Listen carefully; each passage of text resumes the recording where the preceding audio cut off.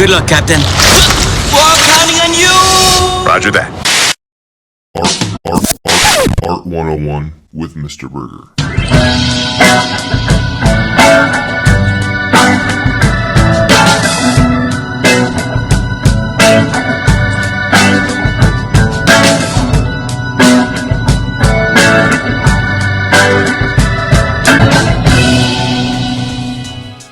How do we know good art when it's around us?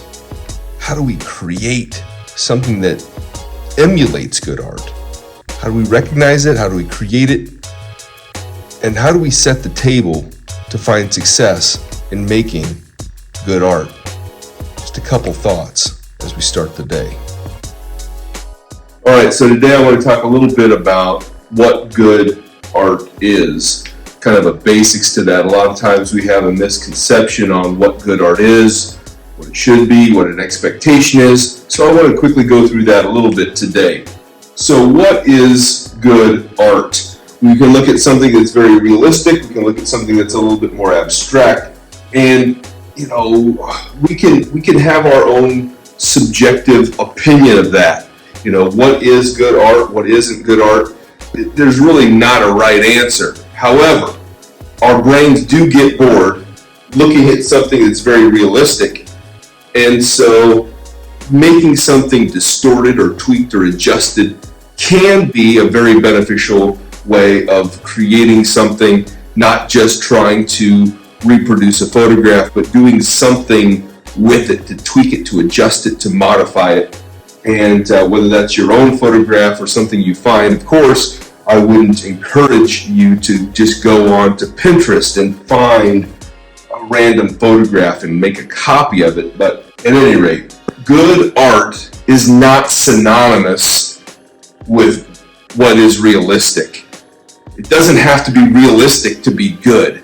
And abstract does not mean bad. And the opposite is also true. We also need to keep in mind, just because, you know, you're working on a project using, I want it to look abstract, I want it to look not right, as a scapegoat for working on the project or continuing to work, to continue to develop the idea, to develop what's going on, and to create a vision of your style that you want to pursue, using a scapegoat of I want it to look that way, it is not what I want to condone either.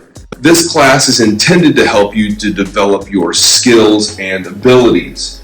This isn't tracing class. I don't want you to use tracing. I don't want you to use a projector. I don't want you to use any sort of drawing device or technologies. However, there is a time, there is a place for everything, including those sorts of devices and techniques. And so I would say that tracing is not our focus, and I want to keep developing our own styles and skills, and those things are important, and I want to continue to do those things. Again, at the end of the day, developing your own skills and your own style is the most important part of why we're in this class, what the class is intended to do. You know, we look at these 6 artworks, you know, which one is the good one? Which one is the best one in your opinion? Again, these things are subjective. These ideas are subjective. But what I will say is that through that subjectivity, you know, we can get an idea of what we like, what we don't like, and how we view art. All 6 of these paintings were created by William de Kooning. William de Kooning created this piece first in his artwork and went through a progression from here to here, here, here, and toward the end of his life, he was making the most abstract work. We see a trend with William de Kooning in that way. We can see trends with many, many artists, whether we're talking about Monet, we're talking about Picasso, we're talking about any artist really, from Georgia O'Keeffe to Andy Warhol.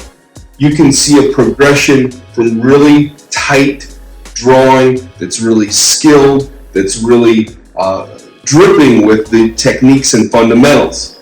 because that's where they're learning. That's where they're starting. All artists typically will start there. And then from that point, they will evolve.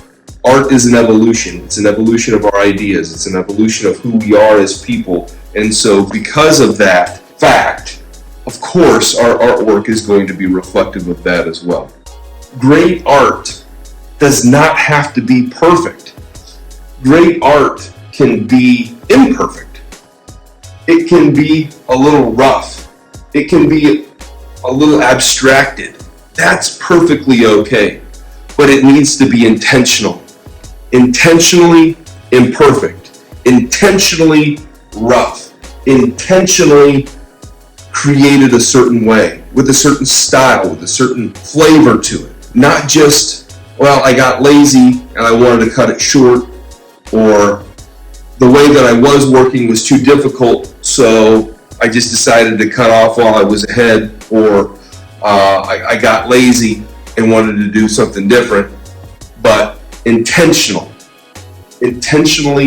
imperfect, an intentional way of working with your style. Now, there are many, many things that I've been known for having said. Draw what you see, not what you know. But art is not about the regurgitation of ideas. Develop your skills and your style. You must fail to find success. Again, what is regurgitation? This chewing up and spitting out of ideas is not what we want to do. It's not where we want to go. The idea of your skill and your style are the forefront of my mind on what I want you to accomplish. Your skill, different from talent. Talent and skill are opposites, basically.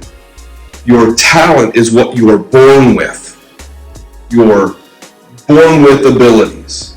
And your skill is what you work and strive and put time and effort and energy into to get better. When I make my artwork, it's taken me thousands of hours. It's taken me lots of time and energy and sacrifice to develop that. I wasn't just born or woke up one day with it. It took years and years and years of practice to get to that. And through that practice, I developed a style, no different than my handwriting.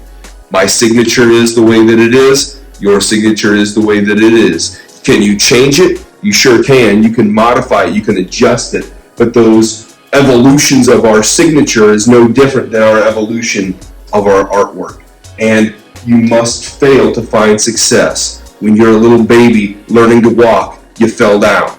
When you're a little kid learning how to read, you stumbled over the words. Then you finally figured out how to put the sentences together, the words together, the sentences together, the paragraphs together. You were able to comprehend what you're reading and discuss it and think about it. And through that, you finally found success. But the success came through trial and error and failure, because we aren't born knowing how to read. We're not born knowing how to make art. We're not born knowing how to do lots of things. These are all skills that we work hard to develop. Are some people more inclined to pick it up more quickly than others? Sure, I'll give you that. But that does not mean that we all don't work hard to develop those skills. And that's why we're in this class. And those are the types of things that I really want to accomplish while we're in class and working on that. Thanks for following along on this one. I appreciate your focus and attention on it, and hopefully that gave you something to think about. And if you have questions, comments, concerns, leave them down in the comments, and check out the items in the description for even more content. Thanks for watching. You have a good day.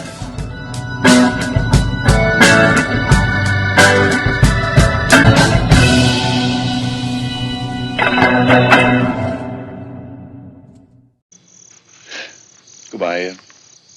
Bye, Bobby. I don't think I'll see you for a while.